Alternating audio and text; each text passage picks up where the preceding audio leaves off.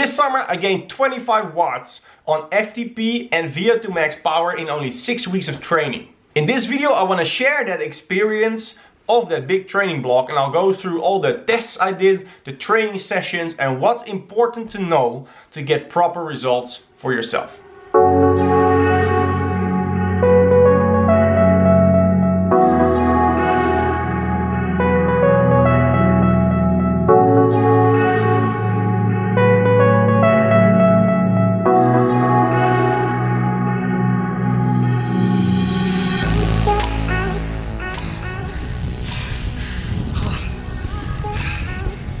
Full gas testing is never fun.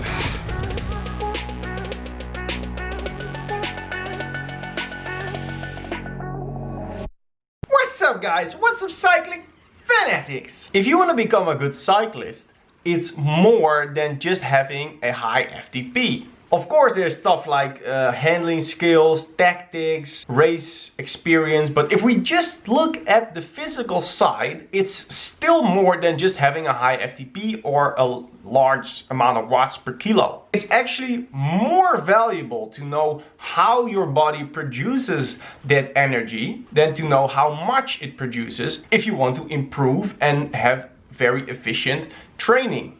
This summer I got tested according to the Inside testing protocol, and I went through 6 weeks of structured training all set up by my coach. And I gained 25 watts on my FTP and on my VO2Max power, and I got back onto the fittest I've ever been in only 6 weeks. And most important, it wasn't like I was on this crazy pro cyclist work week of 20 or 25 hours of training that you as a normal person would never be able to do. No, it was a 10 to 15 hour training schedule, and I went through it very structured and I had really good results. This video is made possible by ROBIC, a training and coaching company. They offer online coaching, power and lactate testing, and bike fits. Leon Burger is the founder and head coach of the company.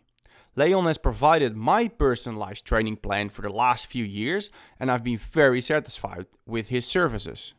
ROBIC offers a special testing and training package like I did this summer, and I will share the details at the end of this video. The test consists of 4 different efforts. All of these 4 efforts had to be on a similar road in the same conditions. That was very important. And I started with a 20-second sprint. So a seated sprint without shifting. Then a 3-minute maximum effort, a 6-minute maximum effort, and a 12-minute maximum effort. And you can take up to 3 days to perform all these 4 efforts, as long as you do them on a similar road and conditions. Now what's very different in this test opposed to other tests that I've done is that the efforts are not fixed. The length of the effort is variable. So for example, the 3-minute effort had to be within, I think, 2 minutes 30 seconds and 3.5 minutes, and the 12-minute effort had to be from anywhere from 8 minutes to 20 minutes. And this is actually great because if you slightly underpower or overpower during an effort, you still have a good result of the test. You still have pretty much a maximum result. If you do a 20-minute effort, a 20-minute FTP test, and you start way too high, then you might as well just stop because the test is not worthy. But if you do a 12-minute effort and you start too high and you end up only being able to push it for 9 minutes, these results still go through the software and generate a good result because the effort needed to be between 8 and 12 minutes. Now how they exactly calculate this, I don't know, but they made this piece of software that does.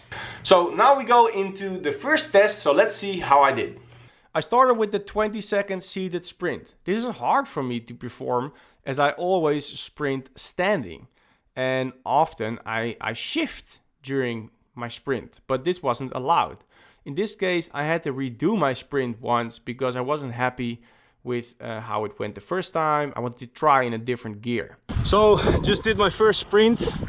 I'm using this bridge to roll down without any pedaling and then sprint when it's flat over there into the wind. I wasn't really happy with my gear. I mean, I was 1 gear too heavy, I think. So I'm gonna do it again with one lower gear because I want to set a really good base. And you are allowed to redo this sprint test. So I did an easy lap, 15 minutes of easy cycling, and now I'm gonna go again, full gas. So the second time I pushed 1100 watts average for 20 seconds while staying in the saddle and not shifting. Okay, so I think that went better. The gear was higher, so I could spin a little bit more. The protocol is very precise. I have it written down on a little note. So now I'm gonna do again 15 minutes of easy. And then I need to do a 3-minute full gas. It needs to be between 2 minutes 15 and 3 minutes 30. Aim at 550 watts. Next up was the 3-minute effort and the 6-minute effort. This would leave the 12-minute effort for the next day, spreading it out to get maximum results. I kind of messed up the 3-minute effort, going way too hard in the beginning and not being able to hold it on for a minimum of 2.5 minutes. So I had to do that over again.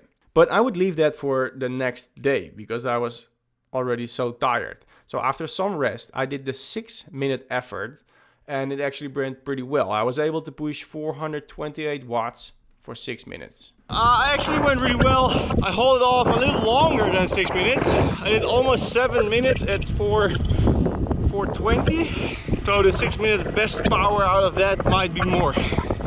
So I'm happy with that. And now I'm gonna roll back home and then try to be good for tomorrow for that 12 minutes and maybe a retake of the 3 minutes.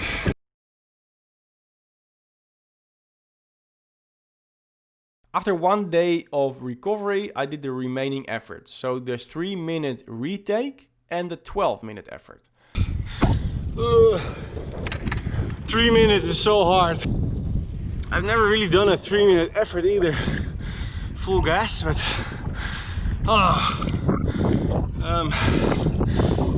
I think I had like 5:15-ish. I was aiming for a little bit closer to 550, but this is how it is. So in this test, I had some values to aim for that I set together with my coach. The 12-minute effort actually went pretty well. I aimed for 395 for 12 minutes, but I could keep it up longer and at a higher power that I was aiming for. So with those 4 efforts, my various metabolic capacities were calculated and determined, and here is the full results. I discussed this with my coach. My VO2Max was 68.9, my VLA max was 0.71, anaerobic threshold 334 watts, and fat max was 472 kilocalories an hour at 215 watts. After discussing the results with Leon, together we decided some training goals. We wanted to increase my threshold and improve the aerobic energy system. Because of my high VLA max, we're gonna do a lot of tempo training to lower that value, which will then automatically increase my threshold. So, to be honest, the test results were actually a bit disappointing. I had a threshold of only 334 watts. And I used to be at like 375. During this winter, I actually did get sick a few times in a row, which really prevented me from getting into a nice flow and getting into training. So I got sick for a week, and then I started training a little bit, and then I got sick again for a week. If you have a flu or a fever, you won't be able to train properly, and that's what happened to me a few times over winter. Apart from that, the end of January we had our second baby, Mick. The parents out there will know that the first couple of weeks are crazy and you're very tired, so I didn't train a lot in that period as well. So I was just not fit. I was basically far from my optimum fitness. And besides that, it's really normal to vary throughout the year. So your power values are going to vary throughout the year because your VLA max changes throughout the year, which has a massive influence on your FTPs. The test itself is never a goal. The test is just a way for you to set your beginning point and to start training from there. So this is where I was, and I knew where I wanted to go, and we're gonna start training from now on. So in the results, it showed that my VLA max was very high, and this results in a lower anaerobic threshold and also in a lower fat max. I really had to work on that aerobic system to get everything back into balance. And by raising the aerobic system, that would also increase my anaerobic threshold and my fat max, all according to the science. If the science is right, this training is gonna make me a lot faster. And one other thing I want to say is in this 6 weeks that I trained, I could really train like never before actually. I was at home due to the pandemic. I wasn't working a lot, so I could sleep in my own bed 7 nights a week. I didn't have any jet lags. I could train every day. I could train very structured, and I put a high priority to my training. So this actually gave me a unique situation, and I wanted to test out how strong I could get in 6 weeks, and if this specific way of training would have a really good effect on my body. So, my training. In general, we had to turn down all my power zones, which is crap to do, but it's better for your training. Just give in and train at a lower power. The training weeks, 12 to 15 hours, and mostly low intensity endurance work with only 1 high intensity session per week maximum. In the first week, which is week 0, was actually the testing week. We did the inside test, and I did some other power tests on the trainer just to get some more information, to sort of calibrate my power meter and my trainer, to have some comparison, and I also did some more recovery to have a proper fresh start of the training. In week 1, I did 12 hours and 457 kilometers. This is where we really started the workouts and the structure. I had to first get sort of used to an increase in volume. Very simple and easy endurance training. So I did 1 recovery spin, I did 4 tempo and sweet spot workouts, and 1 VO2Max intervals session. Okay, I'm at the end of week 1. It is Sunday. Today I'm doing about 2.5 hours of riding. Here we go with another interval, 10 minutes at 290 watts. Workouts were like 6 times 10 minutes at tempo power, or 4 times 10 minutes sweet spot. That's slightly higher, but it's still well below your anaerobic threshold, so lower than your FTP. And in the weekend, I did some longer rides. So I did like this 4-hour ride with 6 times 20 minutes of tempo. And this was at the very low end of my tempo zone to start with. My body had to get into this way of training and into the increased amount of volume.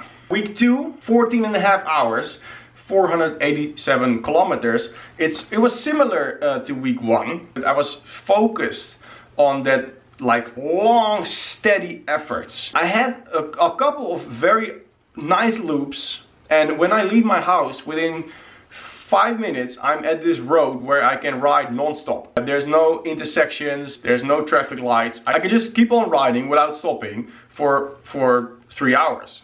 And that's amazing for this type of training. If you're doing a long steady effort, you don't want to stop, you don't want to have sharp corners, you don't have traffic lights, you don't have traffic, all that crap. Just ride, just keep those pedals going and keep the pressure on the pedals all the time, all the time, all the time. So I did 2 steady endurance rides, 1 of 3 and 1 of 2 hours. I did 3 tempo or sweet spot interval rides, and 1 of those was that long big ride in the weekend.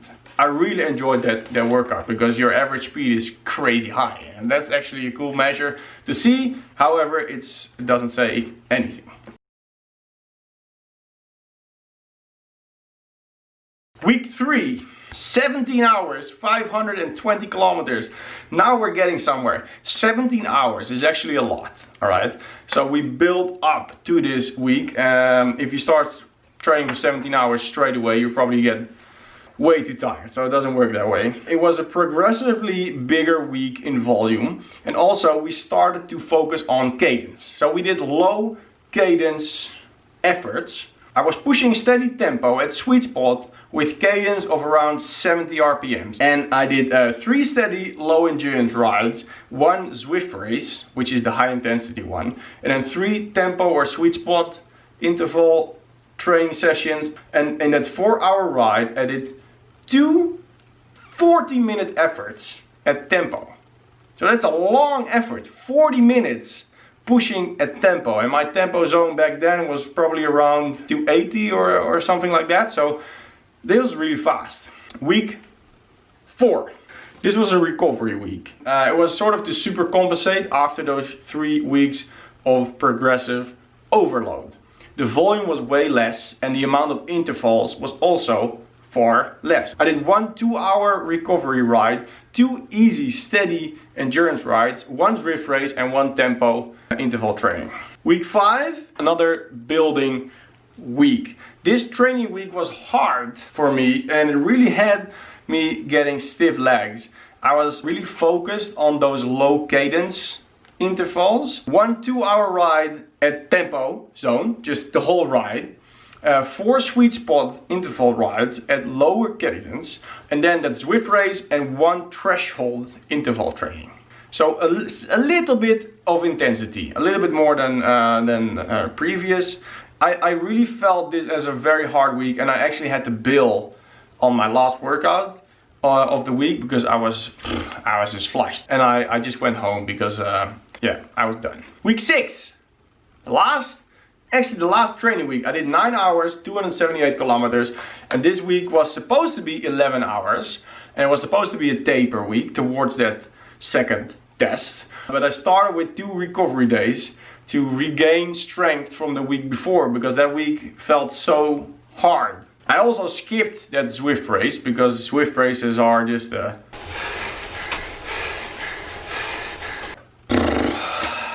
I don't do very well at Zwift races, so I just totally blow up every time. I did 1 easy endurance training and 3 tempo interval trainings.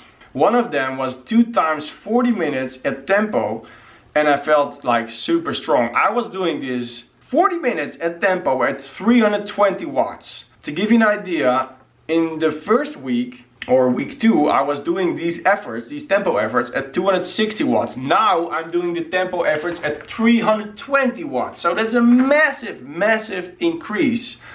And this was all because I had gains over the time, and also because your body is used to doing it, and we had to sort of go into it slow. You can't just punch your body straight into the face. You need to sort of slow into it, and then you can increase both volume and also intensity within the zone, if you understand what I mean. So I was doing 320 watts versus 260 watts in week 2, but I had pretty much the same perceived exertion. So that's very interesting. And then week 7 was a testing week. I did the test on Tuesday and Wednesday, and dude, I had smashing results. Let's have a look at that test. Yes, I'm back on the road. I did 6 weeks of specific training, which would then increase my FTP. We're gonna find out. I'm doing the test similar as the first time, where I do the sprint, 3-minute and a 6-minute effort on day 1, and I did those yesterday, which leaves me just a 12-minute effort today. I'm going to turn around so I have a headwind on this road, 1 long straight road, so I don't have to stop. I can push full gas for 12 minutes, and then we're gonna see the results. 15 minutes later.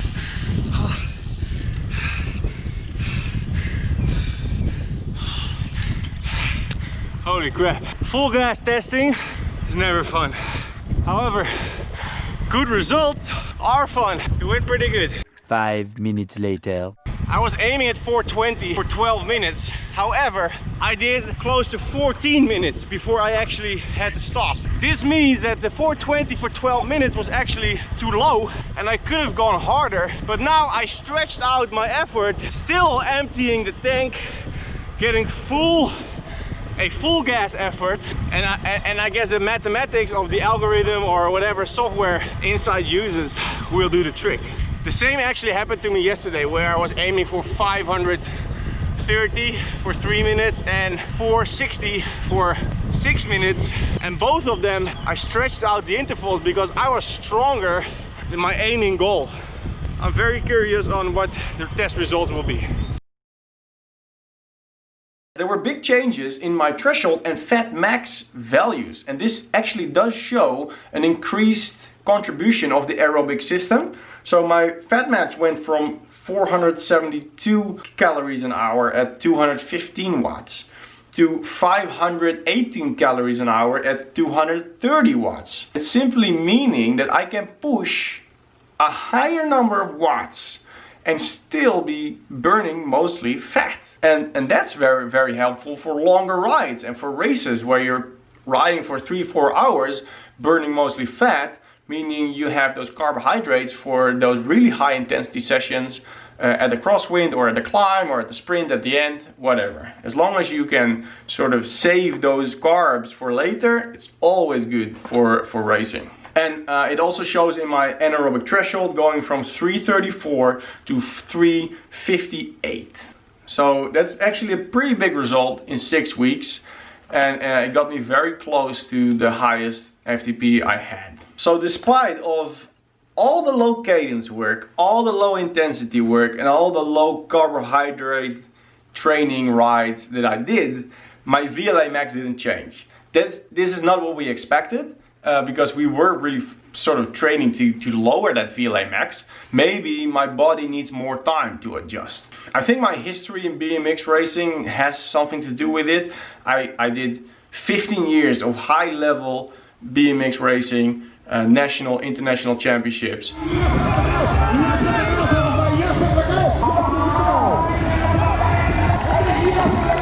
I trained in the gym like 3, 4, 5 times a week, lifting heavy weights. And this really pushes your body into burning carbs. Your VLA max is super high when you're a BMX racer. All my training hours were in that middle zone. Above zone 2, but below threshold. And you know, this is sort of contrary to the polarized model that you hear so much about. If you Google pro training schedule, or if you look at any training plan you can find, or the science that have been put out lately, it all goes into that polarized model where you do 90% of your training at very low intensity, like zone 2, and then 10% or less, 5% maybe, in very high intensity, like above threshold, VO2Max efforts or whatever. But I did completely the opposite. I did all my training in that middle zone, and I had very good results. And what this really shows is that you can't just go online and grab a training schedule from somebody else and expect this to have the same results as the person that was doing it. It all comes down to a personalized training schedule. Get in touch with a coach and to have him properly test you, like I did, for example with the Inside protocol that my coach delivers, and then you start training in a personalized way. So if you're interested in doing a similar training plan like I did, with all the tests, with all the results that you get from it, go check out. I have a link to my coach's website. He offers a training package including the test before and after. He can help you from anywhere in the world. He lives in Barcelona, but I talk to him every other week and he's able to coach me because these tests can be done anywhere. So it doesn't matter, your coach doesn't need to be right there. He checks all the results online on today's plan, so a digital platform. All your training files shoot into that, and the training that he makes will download directly to your cycling computer, which is awesome. Let me know what you think of this video. If you think it's interesting, leave a comment. Don't forget to click that subscribe button. I'm gonna see you next time. See ya!